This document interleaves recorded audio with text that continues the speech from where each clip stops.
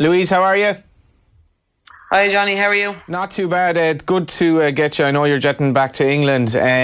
It's been an eventful 24 hours for Irish football, to put it mildly. Yeah, absolutely. Yeah, we've had, first of all, really just concentrating on the game, and then to get a win was, exactly our intention. Clean sheet, all of that. And then the new manager got announced today. So it's certainly been an exciting 24 hours for. Yeah, we see you obviously there with the team last night. It looked like Montenegro had kind of maybe learnt a bit from just the battering they got in their last game, because they seemed to set up fairly defensively, which must have made it a little bit tougher for you guys last night in Tala.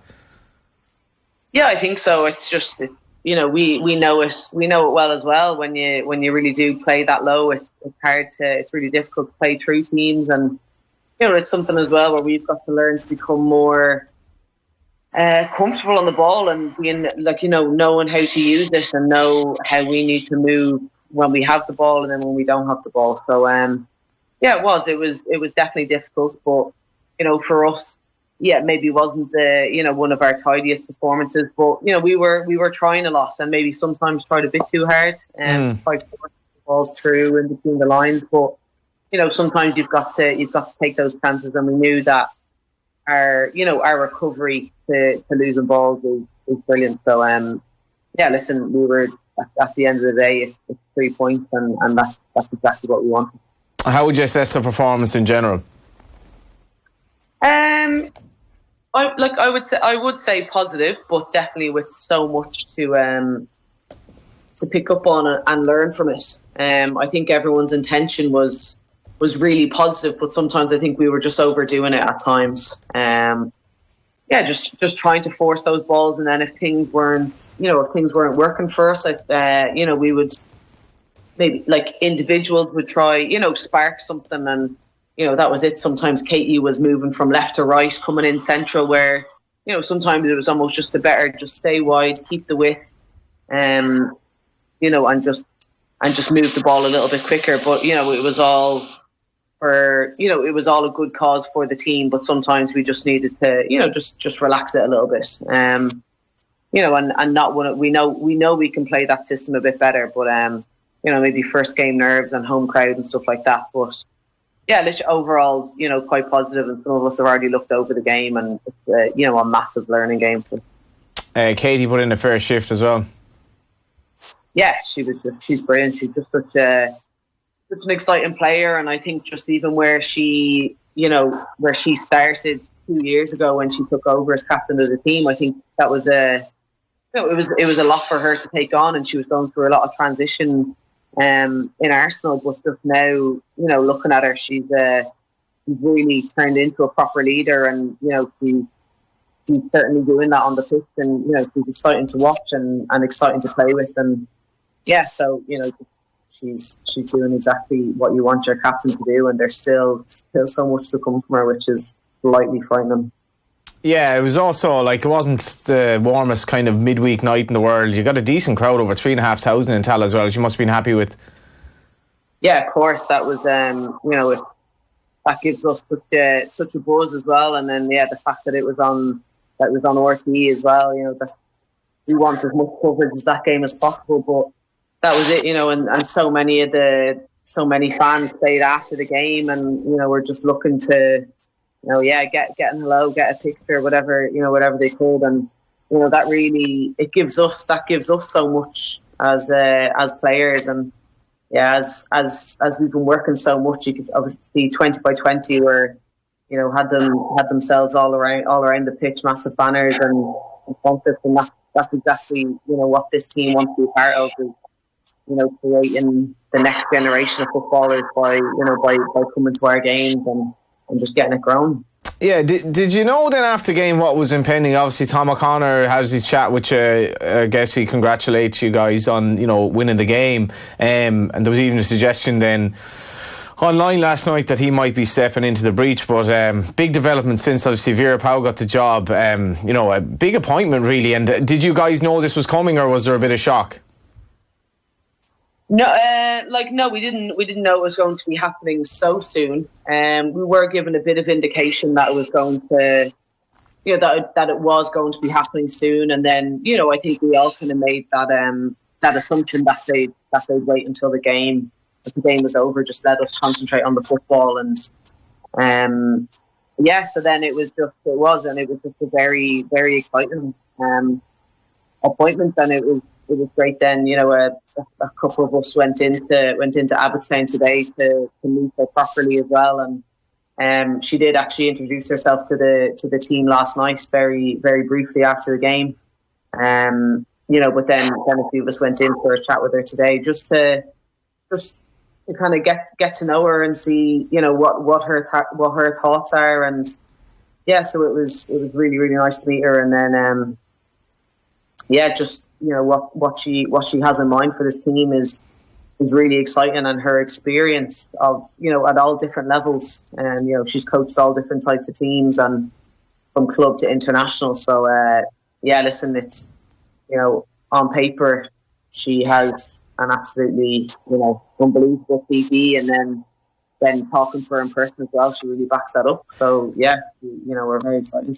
She was the first Dutch woman to play professionally outside the country. Signed for Medina in 1988. Began her management career in Scotland in 1998. Led the Netherlands European Championship semi-finals in 2009. She's managed Russia.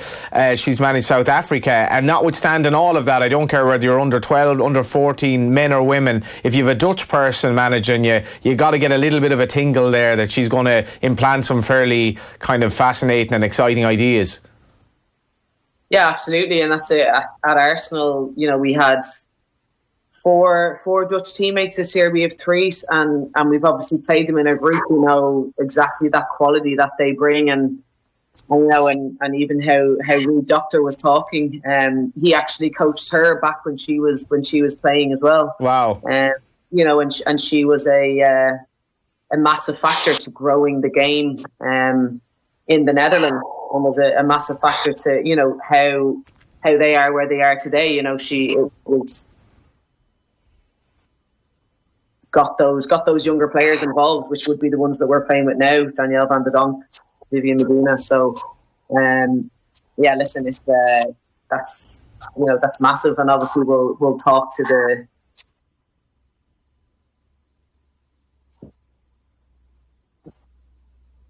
At the moment, all we've heard are things, and her patient exactly what the team's coached is really quality.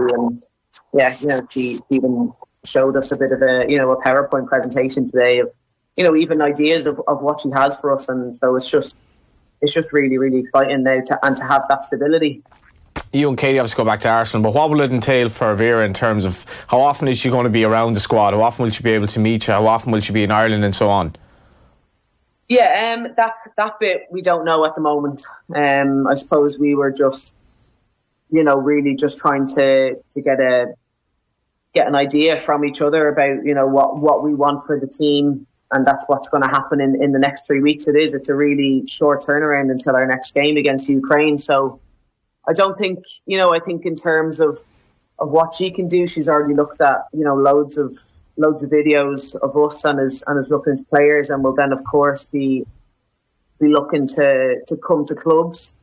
So I can be sure that she'll probably definitely get around to a lot of the girls based in Ireland, and then once things have settled a little bit more, it'll be making sure to come over abroad, come to England, and just meet everyone at their clubs as well.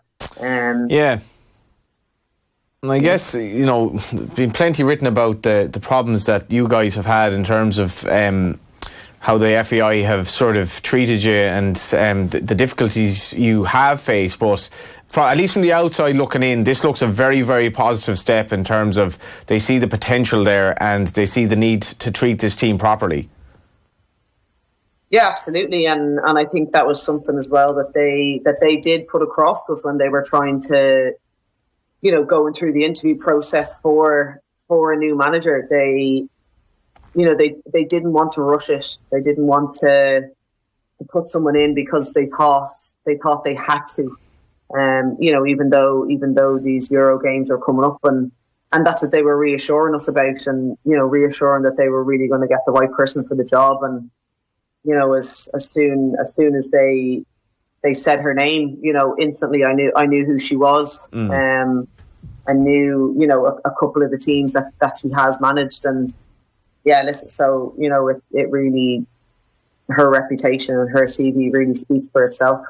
Well, yeah. So that's the thing. I think the FAI have been really thorough. I know, and we've been chatting to Noel Mooney, and he's really, you know, kind of just kept us in the loop. Maybe not necessarily about who's there or who's not, but he's like, the process is going very well, and you know, it's hopefully going to happen soon. Just, you know, just concentrate on the football, and you know, and we fight for it. Just finally as well, the Ukraine game you mentioned is upcoming. Are we entitled to be optimistic going into that in the back of this, and just the confidence level that you get from that game last night as well, after a fairly, you know, a few weeks of turmoil since Colin Bell obviously left? Yeah, exactly. I think, you know, of course we're gonna take some huge positives from it last night, and I think, as much as, you know, I think for a stage as well, we were a little bit disappointed as well with maybe the result and a bit of the performance, just wanting it to be better.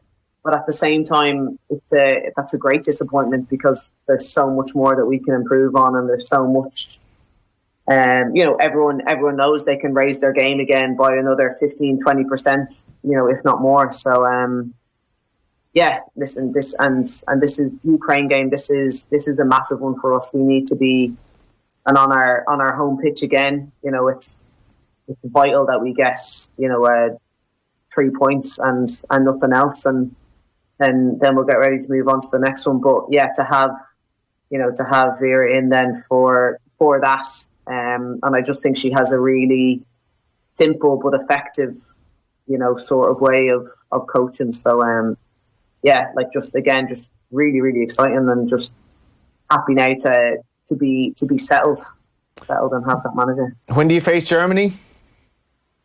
We face Germany in, the first game is April. Right, so there's plenty of time. I see they beat the Ukraine 8-0 as well, so after battering Montenegro, you're going to have plenty of time to prepare.